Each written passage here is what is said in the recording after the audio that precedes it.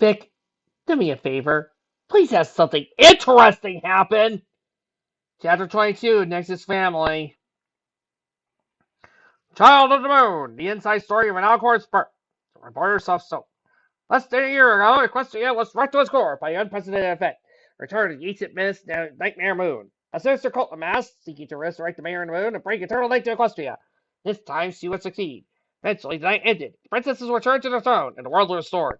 But between those two momentous occasions, an extraordinary story had unfolded, one involving a unicorn mayor, Bot Spell, and a tiny alicorn filly. Twilight magically flipped through her copy of the paper, smiling delight. Salso kept his word. The story he had published was thorough, meticulous, and very well written. It put a surprising amount of positive spin on Nix's story, without resorting to any falsehood or distortion. Even Applejack would approve. She took a bite out of her banana and flipped to the next page. Nearly the entire issue of the paper was devoted to Nix's story. There were a ton of pictures as well, along with the photo of Nix herself from the boss attack. There were photos of Nix posing for the camera, Nix and her friend watching a movie, Nix shouting on a microphone at the banquet. She just had to put down her scrapbook. It was hysterical.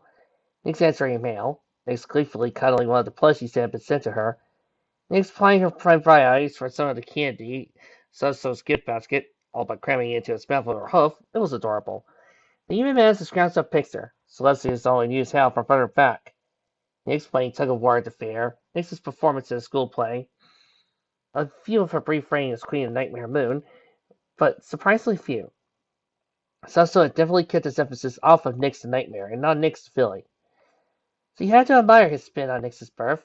His emphasis of a perspective was not so much the cultist who reincarnated Nightmare Moon, but rather he had created the little filly by accident. He had tried and failed to turn her into the evil mare of darkness. It was arguably, technically true, all things considered, but at the same time put an emphasis on Nix's innocence.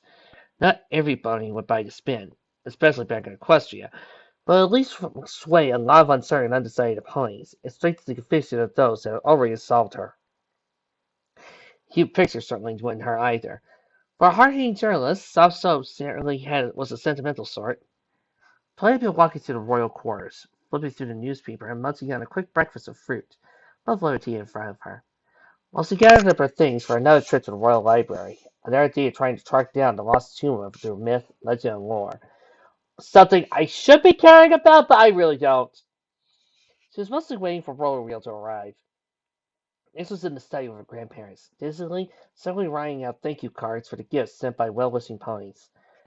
Nothing any pony said could persuade her that she didn't have to do them all herself. Gaines had tried to explain that even she and Shining had secretaries who handled most of their mail, but Nix was determined to do it on her own. She chuckled to herself. The silly filly was going to be worn to a nub before the day was out. There was probably another pile of letters, cards, Pegasus already on the way. At least Mom and Dad were helping her read through the mail. One would almost think that Nix had inherited Van Twilight's obsessive compulsive streak. Twilight had just made a resolution to try and persuade Nix when she got back to one of the secretaries to help her when there was a loud thump from outside. Startled, Twilight loaded her newspaper, standing next to the glass, crystal doors, and led to the royal balcony, from which kings had frequently addressed their subjects. Curious, Twilight opened the doors and sat down on the balcony. There, lying at her feet, appeared to be one of Pegasus' pony, wrapped in a tightly weighted net. The rainbow-made tail sticking out, it was obvious who it was.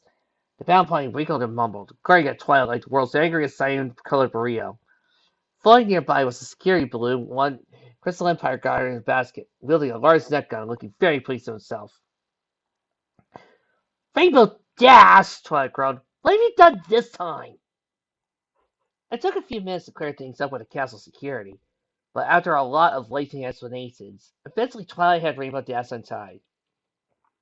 All five of her friends cleared the security detail, and everybody all sitting together in the royal quarters, having a refreshing drink after the long trip. Not necessarily in that order.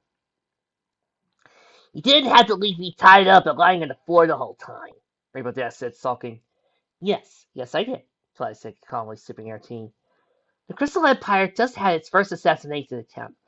The palace security is strung tired in an Appalachian banjo, and you decide to come rocking through the Crystal Empire airspace straight for the royal balcony. Keeping you tied up till the royal guard called down was the smart thing to do. You're lucky the air patrol went for the net guns instead of the crossbows. Rainbow Dash scattered over a cloud of coal, but said nothing. Anyway, what are you girls doing here? Twilight asked. No, wait, let me guess. You saw the story about the bomber attack. It, Verity said. And we went right out and got tickets on the next train to the Crystal Empire. I don't know. This sweet touching reunion kind of loses something with the gag. I think it would have been better if Twilight had opened the balcony doors and just got tackled hugged by Rainbow Dash. Or Twilight starts walking down through the lobby, is a little bit hungry, starts saying, "Oh man, I wish I had something to eat." Breakfast is on the table, Sugar Cube. Thank you, Applejack. Oh, I hope you don't mind, but I helped fix up some of your seating and cleaned up for you. Thanks, Fluttershy. Oh, dear, you must tell Cadence that this room is simply dreadful. I spent hours trying to adjust to make this more perfect for you. Thank you, Rarity. Man, Twilight, you should see the airspace around here. It is awesome. Hope you enjoy, Rainbow Dash. And here's your cooking. Thank you, Pinky. And then sits down, begins to eat, pauses, lifts her head, turns around, counts on her hoof, sees her friends, and runs and hugs them.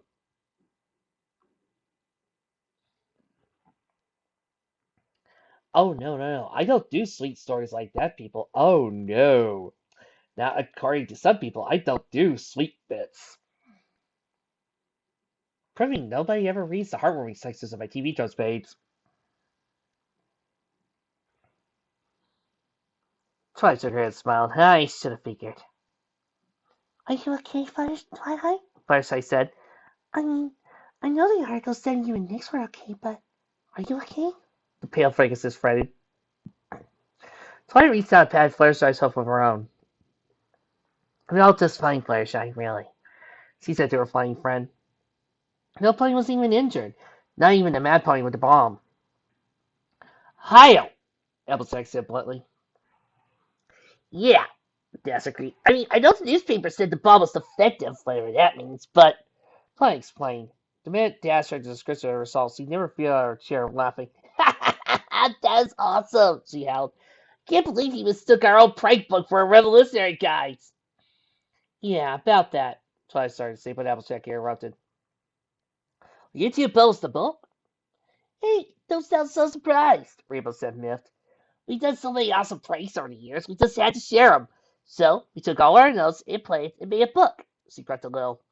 We would have got a real publishing deal, too, if Pinky hadn't covered that editor and cake batter. I know they took a thing in the wrong canon, Pinky explained. We printed a couple of hundred copies, but it didn't really sell well. We, had another stoner in Camelot, Rainbow added hastily, rolling her eyes. Pinky started whistling, trying to look innocent. Twilight's eyebrows tabled. Yeah, I figured. I think I need to write a little friendship letter to Sunny Days in the near future, she quipped. Speaking of books, Soots, Applejack chirped in. How's that thing with the library in the, last tomb of whatever? Last tomb of the founders, Twilight said. Or last tomb of Chancellor Levelhead. Applejack shook her head. Can't believe we've been getting that wrong all these years, she said. I did think it was an insult, too. What will the poor Chancellor think if he had known? I still, considering the world of MLP, Puddinghead wouldn't be too far off. Oh, Piggy said with stiff. The word Puddinghead had a heartwarming day. Jack chuckled and patted the pink pony on his shoulder. Well, the reorganization of the library is almost done, so I said. What we've done is going to revolutionary library sciences. Really? Rarity said. There's such a thing as library science, Rainbow Dash muttered. Twilight ignored her. Let me have that too, Applejack asked. Twilight hesitated. We're close. Very close, she said. We found repeated references to it being in the Ghibli Hills. She skipped a grimace and rolled her eyes. Now we just need to figure out which hills. To the west, east, or north. Oh, how I wish I was watching a Studio Ghibli film. Oh, we ain't holding you up, are we? Applejack said. Surely you gotta get back to work with all that. Actually, I was waiting for my cinematographer to arrive, Twilight said. You're simming what? Piggy said. Go ahead, cut to the side. Cinematographer, camera pony. He's filming all this for a documentary. Ooh, up on the silver screen, Miss Pa, Betty said with a twinkle in her eye. Well, someplace, I'm sure, Dwight said. Not exactly going to be the next Gone with the Wendigos. Waldorf entered the room, with Trey retrieved her glasses. Mr. Rolio, to see you, miss, he said through the twilight. Right behind him came a scruffy teenage pony. On camera mounted on his shoulder, saddlebags stuffed with filled cartridges over his back. Hey, Miss Twilight. Sorry, like, whoa! Lord came to a screeching halt. An orange surf filly with a golden mane and apple cutie mark was wearing a Stetson, freckles on her cheeks, steeply muscular. Had to be a farm girl, so he had to look about her. Give pink earth filly with curly mane, he smiled, all sparkling and bubbly. Dazzling white unicorn mare with purple mane and a serious high-cost look. Definitely high maintenance. Took it to diamond cutie mark. Sleek blue Pegasus with lightning bolt cutie mark and a rainbow mane. Had to be an athlete of some kind. You could tell she worked out. Oh gosh, a yellow Pegasus filly with a waterfall pink mane and biggest blue eyes you ever seen. It has to be kept in mind. Roller Reel was a cult. It was a teenage cult. One that had spent the early portion of that awkward stage not at the beach girl watching or at school dances flirting with cheerleading fillies, but hiding from press gangs in the basement of his home and slaving at King Sombra's mines. Fillies, in brief, had been less of a part of his life and more like a distant dreamlike concept. It had been intimidating enough working with as a subordinate to a rather pretty protege of a princess. And then he had, without warning, walked in the middle of a room filled with what were routinely regarded, by those commenting on that sort of thing, as six of the hottest young mares in Equestria. He took one sleepy look at the room full of beauties, heard their friendly hellos, and felt an emotion flush through his body he never felt before. He gave them his suave smile, smoothed his mane back. Hey, ladies, he said, threw up an elbow to leap back on Twilight's chair. Missed entirely and fell flat on the host. Girls exploded in laughter. Are you all right, Roller? Twilight asked, concerned. Giggling, but still concerned. Roller just grumbled something, mortified. Nancy White Unicorn leaned down, tapped on the host of new. Oh, he's a adorable, she said, fluttering her eyelashes at him. We just have to keep him, but we Twilight. Roller grinned and turned beet red. This was, of course, the moment that Spike came walking in, carrying Twilight's dinner six of battle bags. Okay, cut your extra quills and ink and all packed, Twilight. We can head out as soon as. Stopped dead at the sight of Rarity. His Rarity, with that dorky stallion, the movie camera, who had been following him all over, lying at her feet. It's practically nose to nose with him, flying her eyelashes at him. It's Silver Roller gets here. He finished, disgusted. Pinky leaned over to desk. Trouble in paradise, she muttered. Rainbow nodded. Rarity suddenly looked up at Twilight. I do apologize for opposing my being to you about a long Twilight, she said. But when we heard the news about the bombers, she was absolutely frantic. Yeah, Amber Bloom, too, Applejack said. The girls would never forgive us if we didn't bring them along. Mary Dad stroked the back of her head. Yeah, I just couldn't leave Schoolers standing here on the platform, she admitted awkwardly. I spoke for her ticket at the last minute. Funny smile and rolled her eyes. It's a big palace. I'm sure Kate's and Shiny won't mind, she said. At least not for a day. And Mom and Dad can watch them while we're at the library. So, we're ready to go? And yet more missed opportunities from this fic. Could have had chances to actually enjoy our watching friendship moments. To growing together. Nope. There was a gleeful little reunion going on in the library under the indulgent eye of Twilight Velvet and Nightlight. Sweetie, Apple Bloom, and Scooter pounced on delighted Nix the moment they came through the door. They squealed and hugged all three. What are you doing here? I missed you guys. We all heard about what happened. Wild horses couldn't keep us away, Apple Bloom said. Yeah, Sleepy Belsky. This means hearing. Nix nodded fervently. It was, she shivered. I just looked up and he was right straight for us, yelling about death to the antelopes. That's interlopers, dear, Twilight Velvet corrected her. Nix looked up at Blush briefly.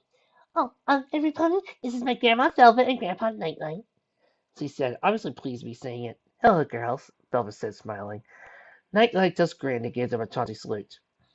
Oh, this is Bright Eyes, Nix went on. He's a friend of mine at the movie theater. The colt winked vastly. School looked around at the piles of mail packages. So, what are you doing? Nix sighed. Entering mail, she said. Sending thank you letters and stuff. You got flying mail? Apple said, surprised. Nix nodded.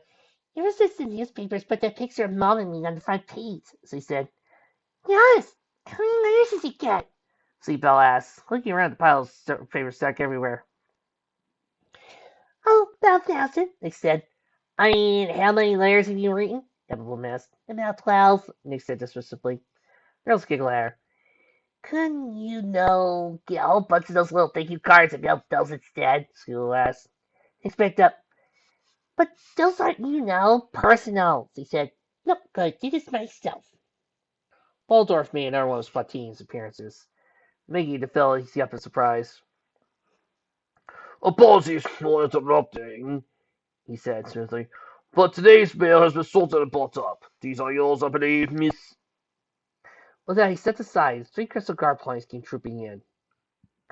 He dropped 2 bulging mail bags in front of the disbelieving Alicorn Feely, only half a dozen packages and 1 fruit basket big enough to go boating in. He marched back out single file. His grown and face planted. The girls laughed fit to burst.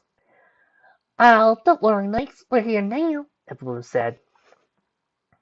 She set her salad bags and started rifling through them. Glue, scissors, ruler, compass, and a triangle. Markers and pencils quickly appeared. Mail, do you have our arts and crate stuff? Let's see. The pastel mail unicorn Philly sat down her salad bags, pulling out balls of colored glitter, sparkly pens, stews with shining folds, snakes, and stamps. Crayons piled up to her. What stuff did you bring, Scootaloo? Scootaloo looked at her old salad bags. A couple of cucumber sandwiches, she said. They're sort of squash, though. She looked over at Bright Eyes. Do you want one? Bright Eyes politely declined. No, Leo. I'm thinking down there, Evelyn said, hiding the craft materials to spread on the floor. She turned to Nightline and Twilight Velvet. Oh, sir, ma'am, can we get some index cards, please? Some stamps and envelopes. How many? Grandpa Velvet asked. Apple regarded the stacks of paper around, say, lots. Grandpa Nightlight turned to Waldorf. Waldorf! I mean, would you call the professors please of 2,000 index cards? You might standard thank you card writers. In a matter of minutes, the 4 crusaders, plus one other bold-eyed over pony cult, girls had the effect on pony suits in them. I'd rather this assembly line going. Bright Eyes, having the best writing, would spell out thank you large letters on the index card. The cards would be dead past the security rock crusaders, but they pass the card from hoof to hoof in instant sticker glue glitter. Her color otherwise decorated, with Nick's going last, signing it and adding any final touches before passing it to Grandma Velvet. We'll pop it into an appropriate stamp envelope. Bright found himself with some rather artless curiosity on the part of Phillies. He was still starting to get a bit miffed. No, we're not made of crystal, he said browbeatingly. Where did you get that idea? But you're called crystal ponies, Evelyn pointed out. So our ponies made out of dirt. Bright Eyes scowled. Evelyn scowled, scratched her nose at him. I'm sure she used to be offended or not. Come on. If we were made of crystal, we crack and shatter to bits the first time we tripped. Not necessarily. I mean, have you ever seen Steven Universe? I don't believe it! We actually made a Steven Universe reference on this show? Yeah, Trix, we did. Wow, the show just ended too. I feel a little late on the whole entire sticking to the reference. I'm never too late on my references, Trixie. But Vanguard Link wants me out in the Crystal Pony, Fleabelle said, satisfied worried. So he dropped it in. You'll share to bits, right? Bright Eyes rolled his eyes. Those things. A couple of doofuses were caught a while ago, making pony wigs out of spun glass, and selling them as genuine crystal pony here. And he had to pay huge fines and got run out of the Empire. These fellas wouldn't happen to be 2 unicorns with straw hats and a hanker for dancing and singing about the newest products, would they? Evelyn said. How did you know? Never mind. Well, no, Evelyn said, sighing.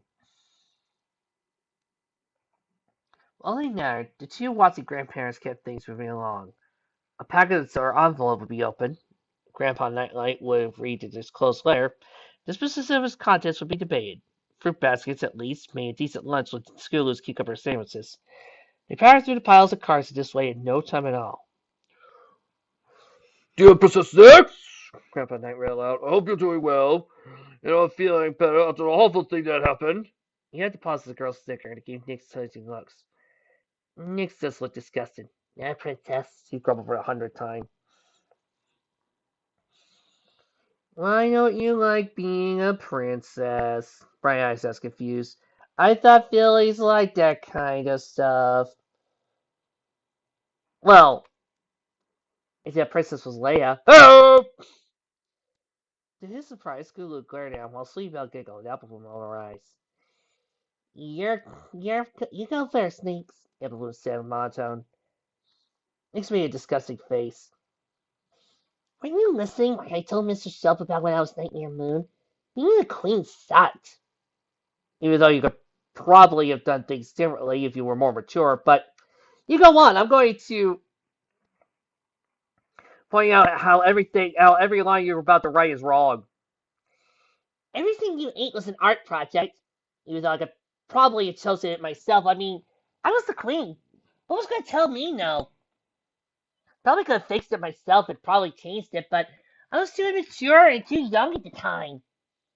Everything I wore was uncomfortable. Thanks. We don't no more wear clothes. You're right. I wasn't wearing anything anyway! And every day it was. Super falsetto. Oh, Highness, you must do this. Highness, you must do that. Oh, Highness. Everybody was telling me what to do. And I was the evil pirate queen. Although, again, the only one who was really doing that was Spell Nexus. Reality check. You read the fic, right? You saw that it was Spell Nexus who was the one who was telling Nix about what to do as a ruler and how she should punish them. There was no, you gotta wear anything. Actually, there was no even eating anything. She had daffodil sandwiches and soup. You know, the first stuff she ate when she was created and born. My God, I haven't read the fic in years and I remember that.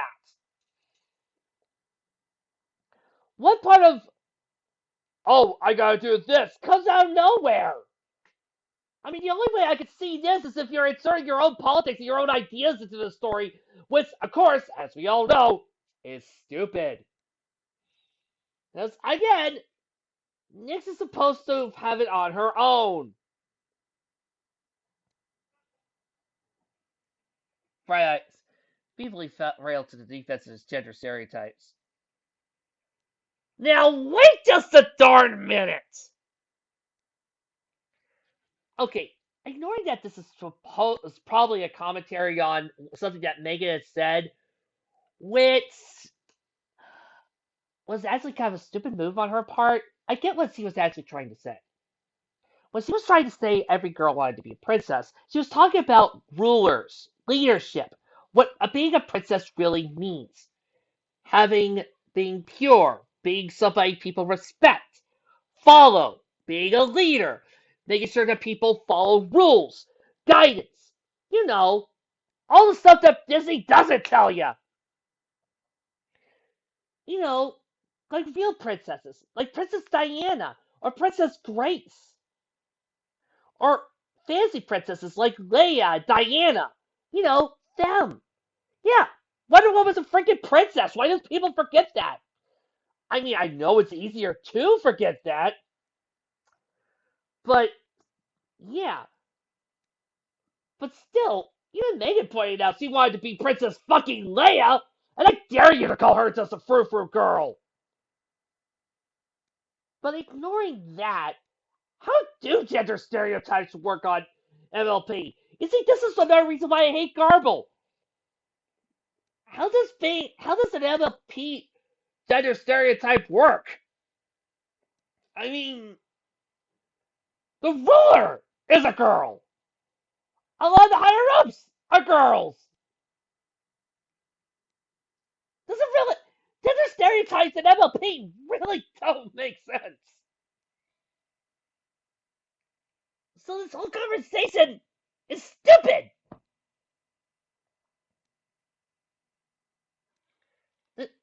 It's just no. It doesn't make sense. I like that stuff. Sleepout protested meekly. School rolled her eyes. Well, sure, because you want to. But why is it everybody thinks that we have to? Just because reality check, you're not one to talk, considering the layer seeds in this fic. You know the Phillies department at a toy store? Take as far as the eye can see. Boys get cool stuff. Girls get stuff for babies. Um, again, how does this work in a store in NLP? This makes no sense. I what? She turned back to the car in front of her, instead to a heart. Hard enough to look like she wanted to punch it in the eye. I asked my mom for a new skirt for a heartwarming date, and all she said was, "Good kids, will you like a nice doll instead?" I how? What? This this whole commentary is pointless. It makes no sense. And what really gets me is that instead of all this, instead of all this scene, we we could have had a scene of Nyx just making little postcards and bonding with her friends. But nope. We got this whole time discussion on boy toys and girl dolls in a world. May I remind you, we're doing this in a world where mares, the opposite gender, other word the female, has most of the power. Who's the ruler? A woman. Who are the strongest characters? Females. Who are the frontline fighters? The women. You, you can't set up this whole entire boys versus girls thing and talk about the girls when it's just as likely a girl could be a soldier in this universe just as much as a boy can. If you guys want to see this tackled by a smart person in a silly and fun way, go read Stallions on Strike. This this is not it. This is taking away from what could be a better story. Let's move on. Yeah, I'm skipping this whole paragraph.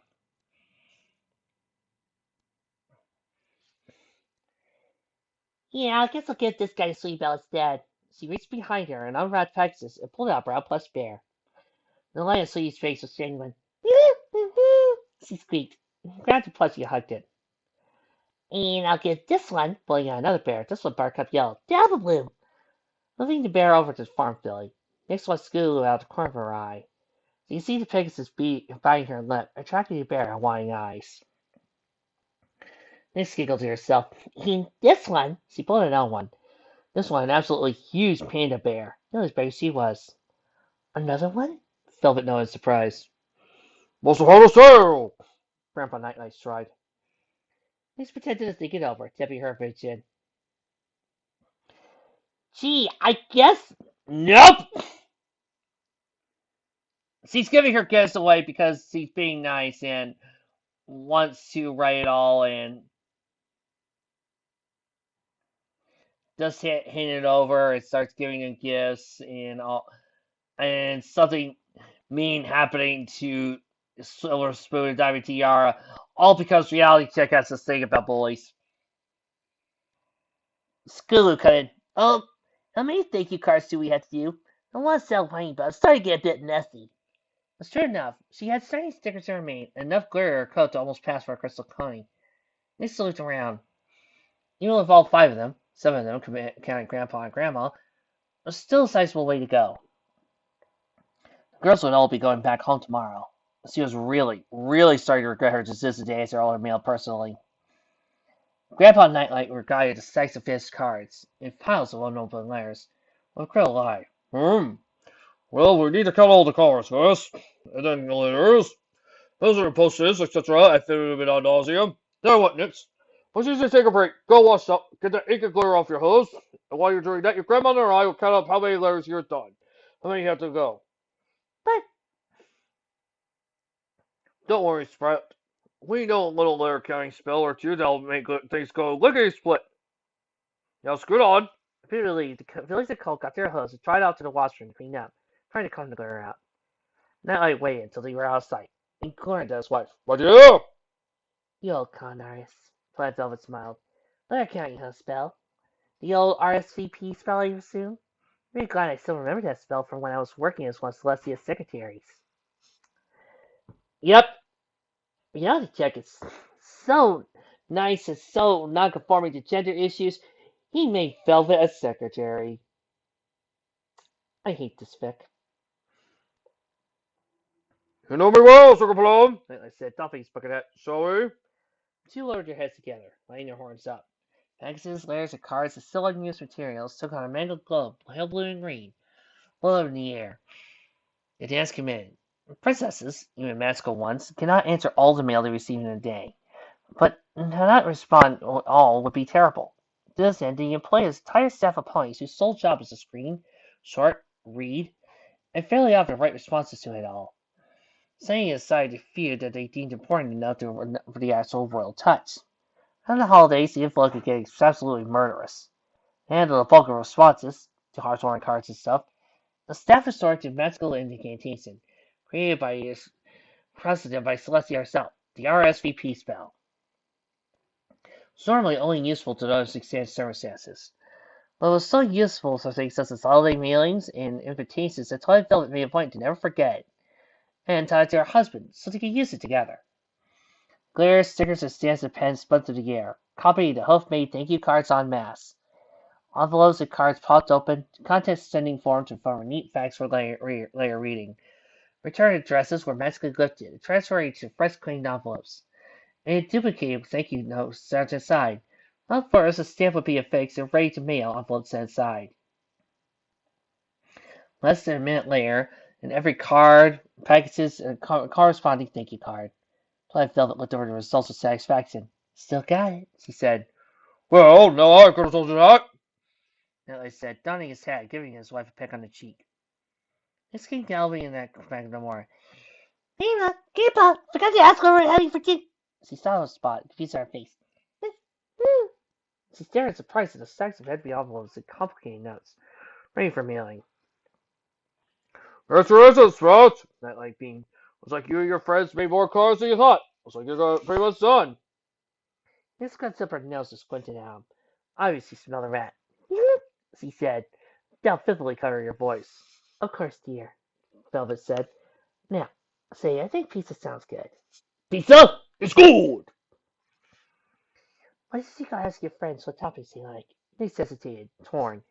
She knew something was up, but there was no way they could have done all that work in less than a minute. Maybe they did make more cards than they thought. She decided she was willing to let it slide, all things considered. Okay, Nima. She tried out to the washroom and quizzed her friends on pizza toppings. Nightlight and Velvet held their expressions until Nyx was out of sight again. They then snickered like two foals. Somewhere in the snowy mountains between the... Oh, gods.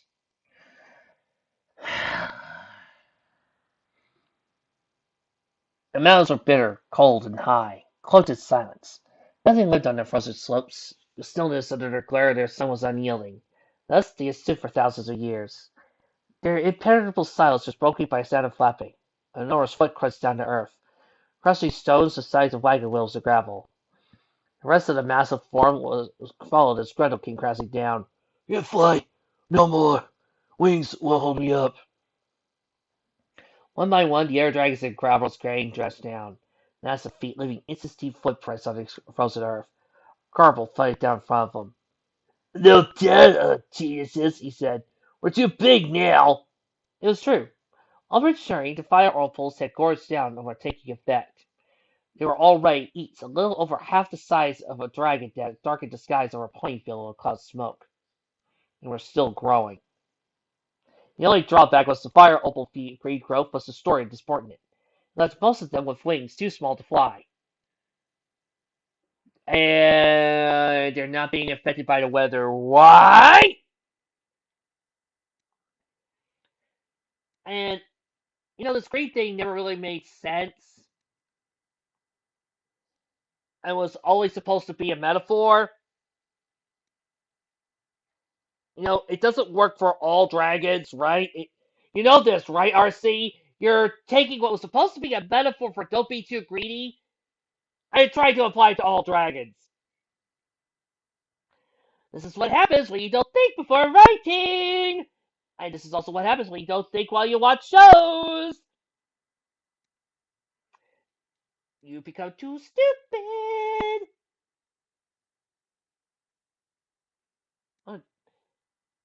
I'll say Greg. Speak for yourself, sucker, he said. Would you look at this?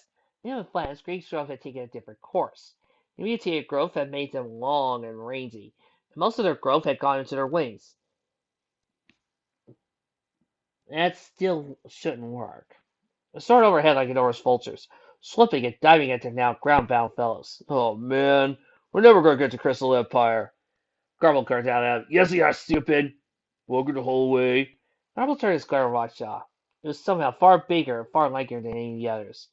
He outmassed even Grundle. The tallest of them only came halfway up his elongated neck. His arms were thick and swollen with muscle. His crest had grown long and sharply spiked. His shoulders had tripled in width and had huge goring purposes, making him look like a linebacker. The word for his appearance was intimidating. You idiots, he said, sweeping his arms to indicate him. We're like 5 times bigger now.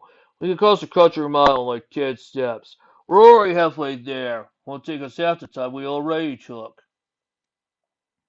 The others paused for a moment, sticking their tongues out, counting on the claw tips. It took how many days to fly this far? Halfway there. How much farther anyway? Carry it to you. I think he's right. I don't know. Let's get the mathematicals. Manacles. We're tearing down the Horde of Dragon King with the Crystal Empire for the start. God, I hate this side plot. It doesn't need to exist.